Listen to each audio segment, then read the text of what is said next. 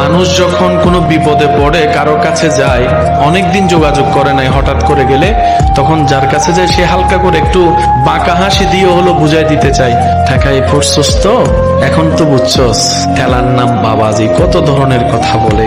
মানুষ তখন তাকে আর আপন করে নিতে চাই না, কারণ তুমি আমাকে মহব্বত করে আসনি, ঠেকাই পড়ে এসেছো। তখন বিপরীত সাইডের মানুষ একটু পামে চলে আসে, পাওয়ারে চলে আসে।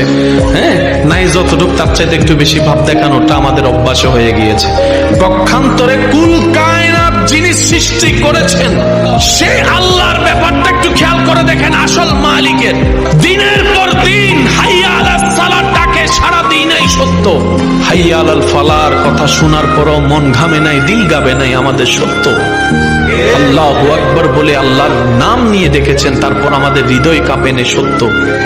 এইভাবে কাঁদতে কাঁদতে গুনাহ করতে করতে 30-40 বছর পর যখন হয়ে যায়, রব্বুল আলামিনের দরবারের সেই রহমত যখন বান্দা অনুভব করে, মরণের কথা স্মরণ করে, একাকী কবরে থাকা, হাসরের ময়দানে রবের সামনে দাঁড়ানোর কথা চিন্তা করে, হঠাৎ করে যখন বান্দার অন্তরে ভয়ের সঞ্চারণ হয়, সে বান্দা যদি 40-45 বছর পরও রবের দরবারে যায়, একবার বলে আল্লাহ ভুল করছি, মাফ করে দাও, ভুল করছি, মাফ করে দাও, ভুল করছি, মাফ করে দাও, দিল থেকে যদি একবার বলতে পারে, আমাদের আল্লাহ তখনও মাফ করে দিতে প্রস্তুত।